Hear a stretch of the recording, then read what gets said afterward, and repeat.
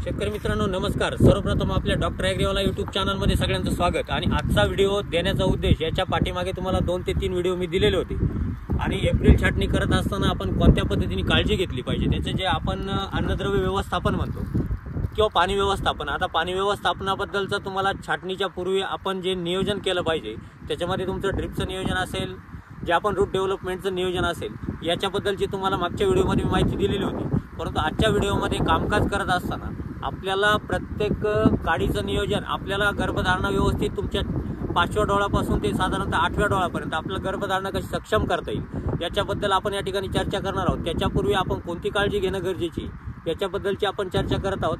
तत्पूर्वी दादा तुमचं नाव, गाव आणि मोबाईल नंबर सांगा। अभिमान मुरलीधर जाधव, राहणार तांगडी, तालुका चांदवड, जिल्हा नाशिक।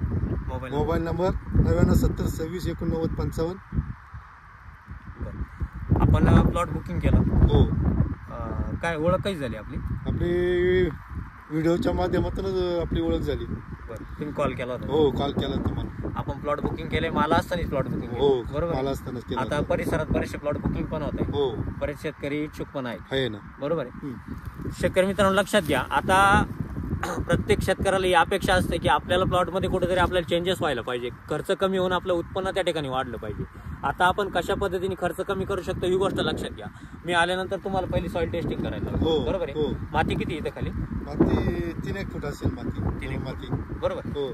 या जमिनीमध्ये कुठेही निचरा त्या पद्धतीने होत नाही, म्हणजे लक्षात घ्या, जे मुरमाड जी आपण जमीन म्हणतो, मुरमाड जमीन, त्या जमिनीमध्ये पाण्याचा निचरा होतो। अशा जमिनीमध्ये आपण सॉइल टेस्टिंग ऑक्टोबर छाटणीला करायला लावतो।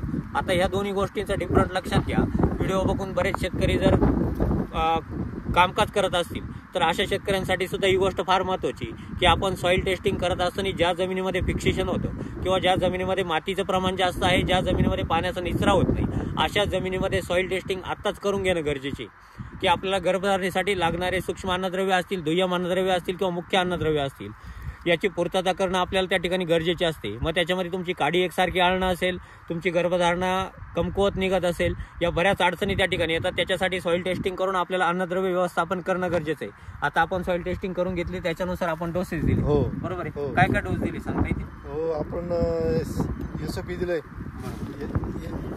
डीएपी सल्फर दिलंय, मॅग्नेशियम सल्फेट दिलंय, अमोनियम सल्फेट दिलं, मॅग्नेशियम सल्फेट दिलं, डीएपी आपण टाकून घेतलं, दाणेदार सल्फर त्या ठिकाणी देऊन घेतलं, बरोबर आहे? आणि एसओपी आपण कमी प्रमाणात आपण देऊन घेतलं, जेणेकरून आपल्याकडे पोटॅशियम लेवल चांगली, परंतु चांगली असताना सुद्धा आपल्याकडे पाण्याचा तुटवडा 100% असतो। मग अशा वेळेस आपल्याला सुरुवातीपासून काडी जशी जशी तयार होत जाईल, आपल्याला सपकन झाली, सपकेच्या नंतर 4-5 डोळे झाले तरी आपल्याला काडी आळणं गरजेची, गर्भधारणा सक्षम होणं त्या ठिकाणी गरजेची। आता खरड छाटणी करत असताना आपण कोणती काळजी घेतली पाहिजे? आता आपण बघू शकतो 2 ओलांड्यांमधलं अंतर किंवा याच्यामध्ये आपण 4 ते 6 बोटाचं अंतर ठेवणं गरजेचं आहे, जेणेकरून आपल्याला प्रत्येक काडीमध्ये 4 बोटाचं अंतर असणं गरजेचं राहील। आता ज्या ठिकाणी ओलांडे बऱ्याच शेतकऱ्यांचे मुके झालेले असतील, त्या ठिकाणी प्रत्येक शेतकऱ्यांनी एप्रिल छाटणी करताना त्या ठिकाणी ओलांडे दुसरी काडी पकडून घ्यायची, ही गोष्ट लक्षात घ्या। आता काडी पकडल्यानंतर आपल्याला काडीमध्ये दाटी पण व्हायला नको, या दृष्टीने कामकाज करणं गरजेचं आहे। बऱ्याच ज्या नवीन आखण्या आहेत त्या शेतकऱ्यांसाठी आपण ओलांड्याचं अंतर हे कमीत कमी 2 ओलांड्यांमधलं 6 इंचाचं अंतर आपण त्या ठिकाणी ठेवायला लावलेलं आहे। हे ठेवण्याचं कारण पण लक्षात घ्या, पदावरती मजूर जात नाहीये, तुम्हाला भोत तुडवल्या जात नाही, आपल्याला मुळी त्या ठिकाणी चांगल्या पद्धतीने कार्यरत राहते। त्यानंतर फवारणीचं जे कव्हरेज आपल्याला आतमध्ये पूर्ण स्प्रे व्यवस्थित बसतो, कुठली अडचण त्या ठिकाणी येत नाही, त्या दृष्टीने आपण 6 इंचाचं ओलांडा पकडायला लावलं। आता या ठिकाणी 1 फुटाच्या अंतरावरती घेतलेलं आहे, बरोबर? आता लक्षात घ्या, ज्या ठिकाणी 1 फुटाचं अंतर असेल त्या ठिकाणी आपल्या आतमध्ये 4 ते 5 काड्या पकडून घेणं गरजेचं राहते। आता या काड्या पकडण्याचं कारण ओलांड्याला आपल्याला कुठेही जास्त सूर्यप्रकाश लागून ओलांडा डॅमेज होणार नाही, याची आपण काळजी घेणं गरजेची। आता राहिला विषय, आपण छाटणी करत असताना 1 डोळ ठेवून त्या ठिकाणी छाटणी करायची। छाटणी केल्याच्या नंतर बऱ्याच शेतकऱ्यांनी कॉल केले की आपण पेस्टची फवारणी केली पाहिजे का? आता लक्षात घ्या, आपल्याला मी तुम्हाला दोन्ही फवारण्यांमधलं किंवा दोन्ही छाटण्यांमधलं अंतर त्या ठिकाणी तुम्हाला दिलेलं आहे, ते आपल्याला 155-160 दिवसाचं अंतर आपल्याला त्या ठिकाणी घ्यायचे। आता हे अंतर घेत असताना ज्या ठिकाणी पाण्याची कमतरता असेल त्या ठिकाणी फुटवा एकसारखा होणं गरजेचं आहे। आपण ज्या गर्भधारणेच्या फवारण्या घेतो, या फवारण्या प्रत्येक डोळाला कंपल्सरी व्यवस्थित लागणं गरजेचं आहे। तुमची जर काडी एकसारखी फुटली तर आपल्याला त्या ठिकाणी सर्व फवारण्या एकसारख्या करून गर्भधारणा एकसारखी होईल। याच्यासाठी आपल्याला कामकाज करत असताना आपल्याला पेस्ट फवारून घेणं गरजेचे आहे। आता पेस्ट फवारत असताना पेस्ट फवारणीचं प्रमाण पण लक्षात घ्या. आपण शिकार पंपाने जर फवारणी केली, अतिशय स्प्रे, आपल्याला त्या ठिकाणी प्रेशर कमी करायचं आहे, ओलांड्याची दोन्ही बाजू व्यवस्थित त्या ठिकाणी फवारणी करून घ्यायची. आता फवारणी करत असताना लक्षात घ्या, 50 लिटर पाण्यासाठी आपल्याला 1 लिटर त्या ठिकाणी हायड्रोजन सायनामाइड त्या ठिकाणी घ्यायचे. आता हायड्रोजन सायनामाइड घेत असताना त्याच्यामध्ये 13-0-45 500 ग्रॅम, M45 300 ग्रॅम या पद्धतीने आपण चांगलं द्रावण त्या ठिकाणी मिक्स करून घ्यायचं आणि त्याच्यानंतर त्याची फवारणी आपण त्या ठिकाणी करून घ्यायची. आता ही फवारणी झाल्यानंतर आपल्याला मिलीबगचं नियंत्रण करणं गरजेचं आहे. यावर्षी कमीत कमी 50% शेतकऱ्यांना मिलीबगच्या अडचणी बऱ्याच शेतकऱ्यांना जाणवतात. आता या अडचणी दूर करण्यासाठी आपल्याला त्या ठिकाणी खोडं ओलांडे धुवून घेणं सुद्धा गरजेचे राहतील. तुम्हाला पेस्ट केल्याच्या नंतर 3-4 दिवशी आपण त्या ठिकाणी क्लोरोपायरिफॉस, लक्षात घ्या 20% क्लोरोपायरिफॉस आपल्याला त्या ठिकाणी 200 लिटरला 200 ml त्या ठिकाणी घ्यायचे. त्याच्यामध्ये तुम्हाला एम्पायर प्लस 200 लिटरला 300 मिली. आता हे द्रावण चांगलं मिक्स करून आपल्याला त्या ठिकाणी खोडं ओलांडे धुवून घ्यायचे. आता खोडं ओलांडे धुत असताना लक्षात घ्या, जो आपला दोन्ही बाजूचा जो बेळा असेल याच्यामध्ये आपलं औषध पोहोचणं गरजेचं आहे. त्या ठिकाणी तुम्ही प्रेशर कमी करून अगदी तुम्ही साधारणतः 1 एकरसाठी तुम्हाला 800 ते 1000 लिटर पाणी त्या ठिकाणी फवारायचंय.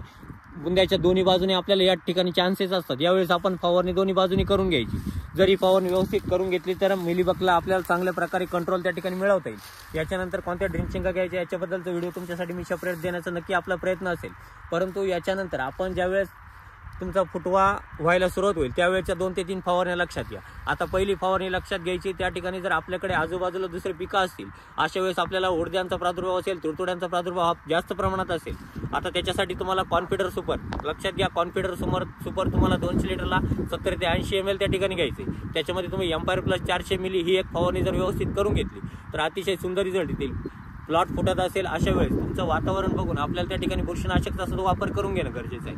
तुम्हाला जर टेम्परेचर क्लिअर कट असेल, कुठेही तुमचं ढगाळ वातावरण असेल तर आपण त्या ठिकाणी आंतरप्रवाही बुरशीनाशकाची फवारणी आपण करू शकतो. मग त्याच्यामध्ये तुमचं 22 टीन असेल, 22 टीन सुद्धा तुम्हाला 1 ग्रॅम प्रति लिटर पाण्यामध्ये आपण एक फवारणी करू शकतो. किंवा आपण त्याच्याबद्दल दुसऱ्या फवारण्या सुद्धा घेतो. त्याच्यामध्ये तुमचं UPL कंपनी साप असेल ते सुद्धा आपण एका फवारणीमध्ये घेऊ शकतो. त्यानंतर दुसरी फवारणी घेत असताना दुसरी फवारणी सुद्धा आपल्याला त्या ठिकाणी घ्यायची. त्याच्यामध्ये तुम्हाला स्लेअर प्रो 200 लिटरला 100 ml, लक्षात घ्या स्लेअर प्रो आपल्याला त्या ठिकाणी घ्यायचं आहे 200 लिटरला 100 ml. त्याच्यामध्ये तुम्हाला एंट्रोकॉल 200 लिटरला 500 ग्राम ही एक फवारणी आपल्याला करून घ्यायची. ही फुटण्याच्या अवस्थेमधील या 2 फवारण्या तुम्हाला मिलीबगचं नियंत्रण आपण कसं करू शकतो याच्याबद्दलची तुम्हाला माहिती दिली. त्यानंतर आपण छाटणीचं नियोजन कशा पद्धतीने करायचं त्याचं हायड्रोजन सायनामाइडचं प्रमाण त्या ठिकाणी तुम्हाला सांगितलं. आता याच्यानंतरचा व्हिडिओ तुम्हाला याच्यानंतर आपण कशा पद्धतीने वेगळं कामकाज करू शकतो याच्याबद्दलचा आपण वेगळा व्हिडिओ या ठिकाणी देणार आहोत. आता प्रत्येक शेतकऱ्याची इच्छा असते, बरेचसे शेतकरी जॉईंट होत आहे, परंतु जे शेतकरी जॉईंट होत आहे त्यांनी क्लिअर कट काम करत असाल तरच जॉईंट व्हा.